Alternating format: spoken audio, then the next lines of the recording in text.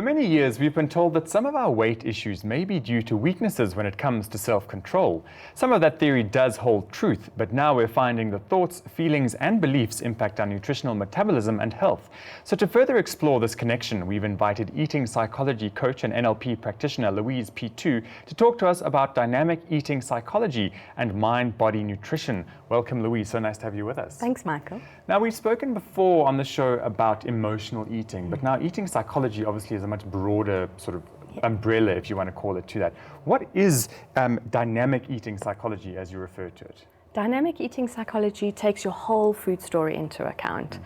So it connects the mind and the body and everything you are as an eater. So mind, body, heart, spirit. Yes, okay, okay. So really sort of the intimate psychology with how you're feeling about food. What sort of, would you say that your childhood growing up impacts how you react to food, things like that? Absolutely. In my practice, in the first session, one of the questions will be, what is your first memory about food? Okay. When you ate dinner, was it around the table? Did you have good memories about that, bad memories? You know, was it stressful? Was it relaxing?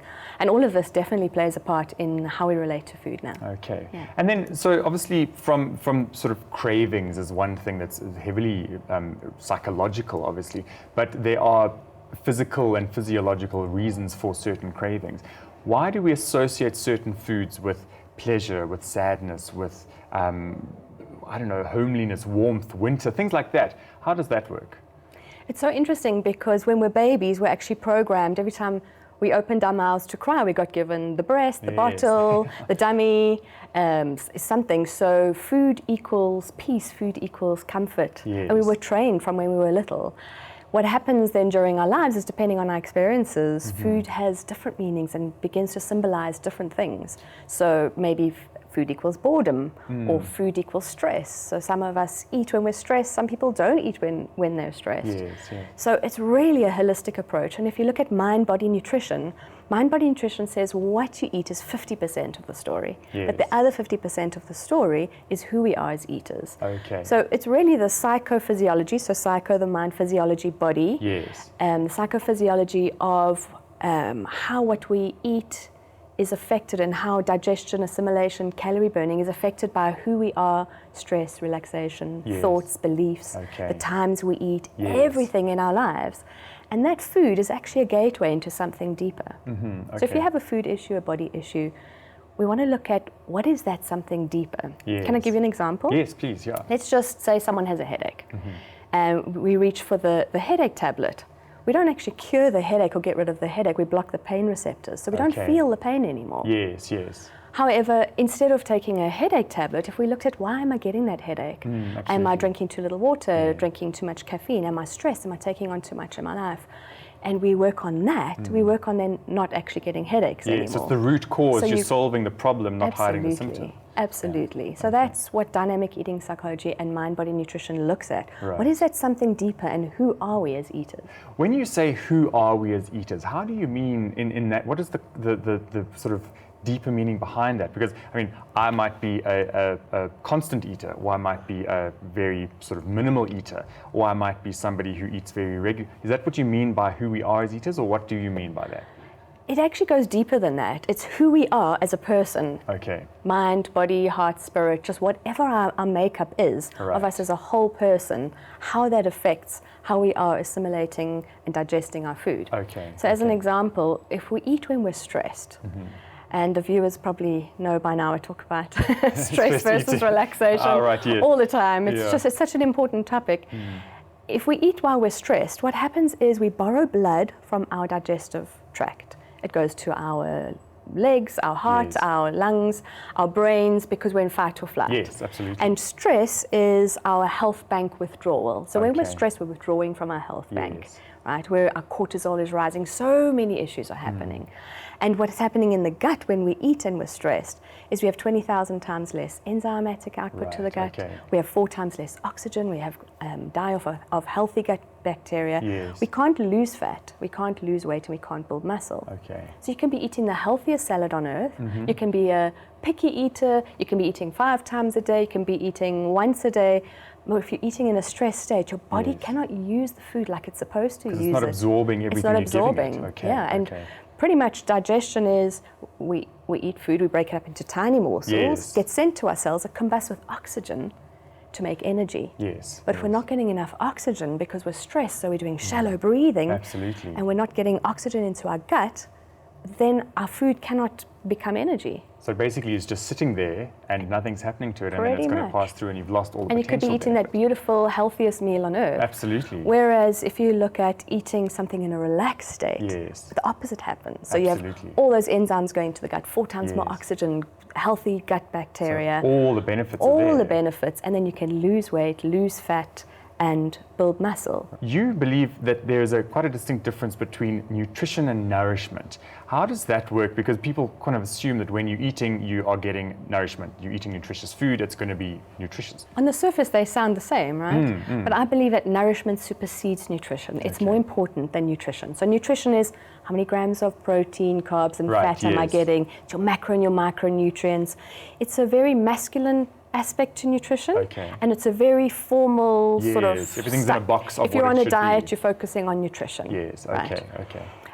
Nourishment is something so different. Nourishment is, how do I feel when I eat this? How does my food taste? What are the textures?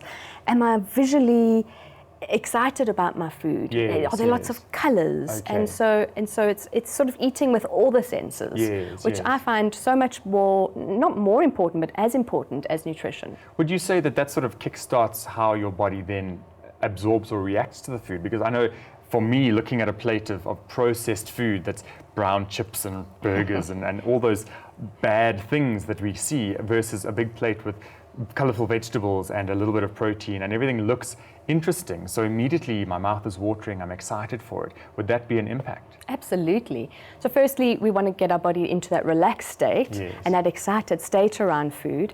And there's something called cephalic phase digestive response. Phase digestive response. And it's 40 to 60% of nutrition happens here. Oh, wow, okay. So it is that salivating around the food. It's how food smells, how we respond to the food. Right. So if we're on a diet and that's a naughty food, or we have this, this good and bad sort of association with it, our cephalic phase digestive response is not working properly. So then we have to rely on less than 40 to 60%. We have to rely on exactly what's happening here. So what we want to do is we want to increase our nourishment. Exactly what you said, that beautiful, colorful plate that smells delicious and it looks beautiful and it gets you excited. Already you have that cephalic phase digestive response. And so your body can then metabolize and use those nutrients so much better. And then think about the French paradox, how you can eat something that may be very buttery, the baguettes, the red wine, but typically the French are taking, and it is a generalization, taking a 2-hour lunch break and eating. They're not multitasking, they're not checking Facebook, watching TV. That's a huge thing. In that relaxed state with community and chatting. So their body is primed for digestion, which is so important and so different to quickly eating lunch while we're checking our emails. Everything on the fly, because so much has got to happen. I find that quite interesting because I some time ago did a meditation course, and part of that was food meditation, where we literally had to go and select what you wanted off obviously quite a sort of organic and almost vegan platter, but to find what you wanted to eat and then go out on your own, sit in a quiet spot and really consider every bite and every taste and every texture and all of that. And for me, someone who sometimes does wolf down food, not necessarily because I'm in a hurry, but because I just like food, it was such an interesting experience, because to experience literally every bite makes such a big difference to when you are just flying through everything. And it changed the eating experience for me in a sort of a fundamental way, which I suppose is really what you're talking about. Absolutely. So it's just such a beautiful experience, and I encourage everyone to try that a couple of times with a couple of different foods and see how the reaction and the experience is different with different foods. Absolutely. And the way to prime ourselves into relaxation so that we can digest and metabolize our food really well is to sit up nice and straight, take 5 to 10 deep breaths before we eat, and then do what you said. Look at the food. What are the colors? What are the textures? How does it smell? How does it taste? Chew it well, and just make sure that you are breathing, that you are relaxed. And I say, if someone is really, really stressed, don't eat right then. Rather just take a few minutes, take a stress break, breathe, take a little walk, just get yourself into relaxation mode so that you can nourish your body even better. So if you had to put it in a nutshell and say, let's go sort of 5 key principles of, can we call it a healthy psychology around eating, things that we should be working at as primary objectives to get it right? Yeah, okay. So firstly, I'd say get yourself into a relaxed state by doing those things, by breathing before you eat, so you got your oxygen going. So that'd be one really good one. Not to multitask. Right. So no multitasking, no Facebook, no TV. And it doesn't have to be 3 times a day to start. Start with 1 meal and do this around 1 meal so that you feel, that you're not failing every time, because it's impossible to do it 3 times a day to start. Thirdly, have your lunch at work with colleagues. Okay, step away from your desk. Exactly, or go outside and sit in the sun. Okay.